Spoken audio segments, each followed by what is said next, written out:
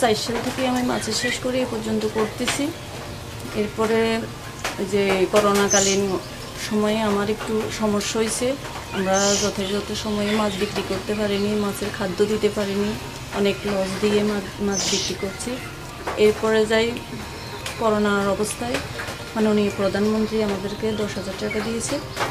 তখন আমি ওই টাকা দিয়ে যে মাছের পোনা কিনছি, খাদ্য কিনছি, এরপরে যে খেতে কাজ করেছি কিছু, এভাবে আমি টাকাটা খরচ করছি। আর মৎস্য অধিদপ্তর থেকে আমি অনেক সহযোগিতা পেয়েছি, অনেক পরামর্শ দিয়েছেন কীভাবে মাছ চাষ করা যায়। বর্তমানে আমি ওই যে গলদা চিংড়ি চাষ করার জন্য একটু চিন্তা ভাবনা করতেছি এবং কি রেডিও করছি সব, এখন ওই যে মাছ পালানোর অপেক্ষা।